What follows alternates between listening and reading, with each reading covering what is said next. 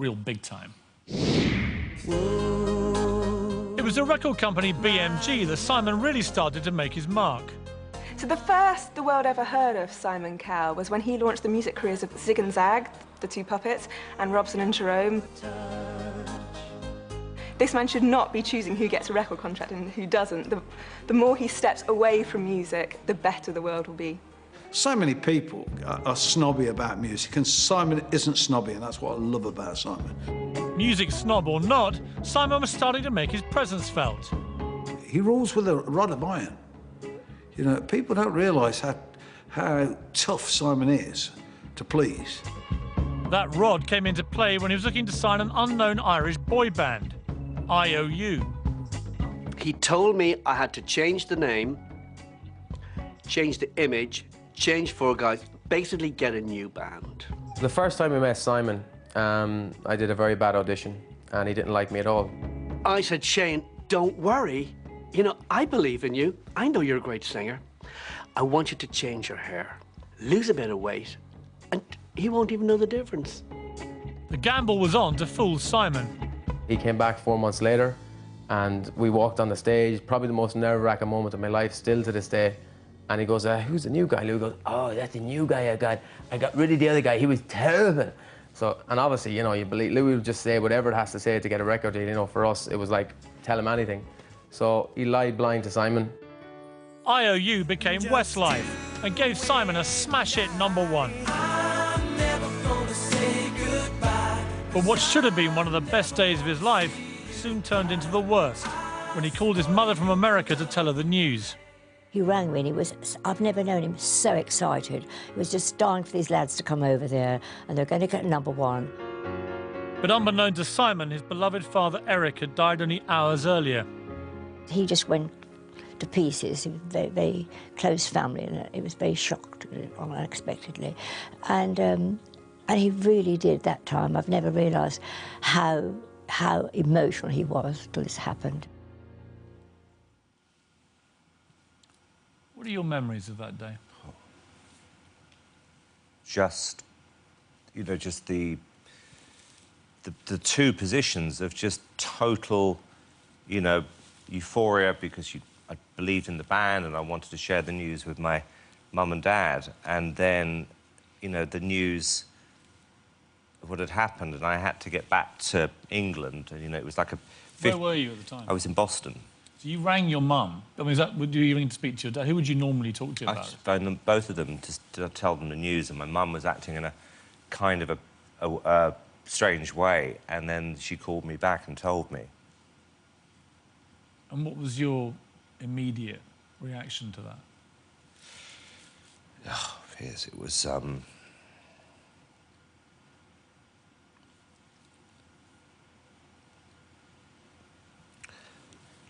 wasn't good.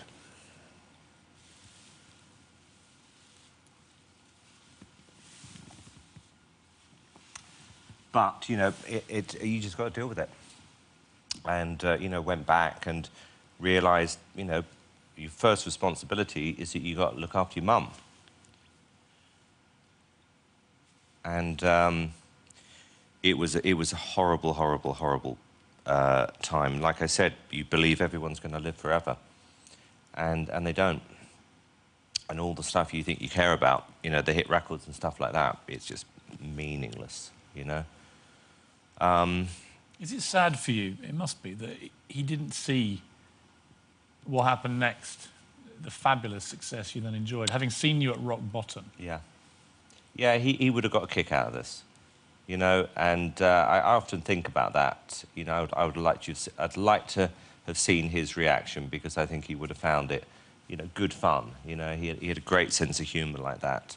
I mean, your mum said there she'd never seen you that emotional, almost like she didn't imagine you could be like that. Because I can't admit things like, that's why I can't go to funerals and stuff like that. You know, I find it very, very difficult to deal with that kind of reality. I shut myself off totally because it affects me so badly. And then because I had to deal with that, it was the hardest thing I ever had, because I'd never lost anyone in my life, you know. It was the first, you know, thing like that ever happened, and I just couldn't accept it.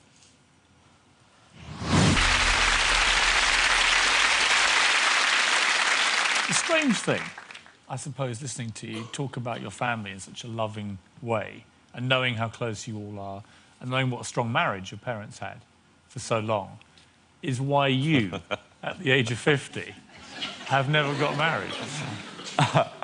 Do you know why? Because I never really believed that I could be with one person for the rest of my life. I always thought either she would hate me or I'd get bored or whatever, which, you know, I had a reputation of doing. And I was kind of happy, which I thought I really had it all. I had girlfriends. Why do I need to get married? What do you like in a woman? It's kind of... I have a type, I guess, but... Oh, come on. What's the type? I don't think I have a... Well, it's very difficult to describe, other than... Slim, dark hair, very pretty. Yeah, you can say that, yeah. But once you've gone past that, because there's a lot of beautiful women in the world, then it comes down to chemistry and whether you... You know, love is something which is quite confusing. You've got to really, really like somebody. You know, because there's a thin line between love and hate. I've seen it happen. You've got to really like them, and then it develops into something deeper. And as long as you can retain that chemistry as well, it's the most incredible feeling. How often have you been in love, properly in love? Not very often. One hand? Yeah. Less? One hand. Yeah. And at the time, you confuse lust with love, you know, when you're in your teens and stuff like that. It's a very difficult thing to describe, other than you know it when you are. You've had long-term relationships. We've all read about them over the years, and there are reports that you are smitten at the moment with a delightful young lady called Mishkan, who is over there, looking absolutely beautiful this evening. And she looked equally beautiful emerging from a restaurant, wearing what appeared to be a vast diamond ring on her engagement finger. What do you want me to say? I'm simply stating a fact. Right. Do you have anything you wish to say? I am smitten with Mishkan.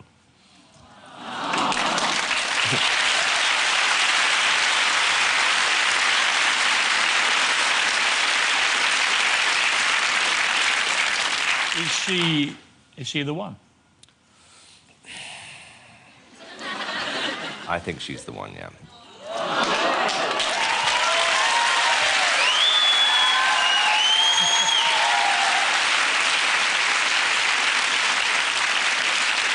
And I can actually hear the sound of breaking hearts all over the world. There are millions of women watching this going, no!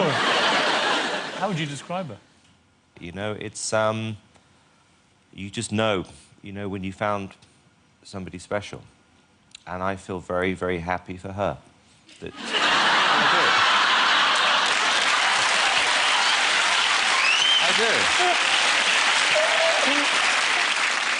I mean, has it been hard to find proper love when you're famous? Is it difficult? It's quite difficult if you kind of publicly go out with somebody. You know, you're making quite a public statement. So you've got to be fairly positive, you know, once you go public, that, you know, this is something quite serious. Given your public views about children, could they also change? Could there be little Simons running around? I think I possibly need to have a few more Simons around. Really? No, I'm kidding. I'm kidding. The thing about kids, it's like marriage. You know, it's something which you have to believe you're in something which is for the long term then. 100%.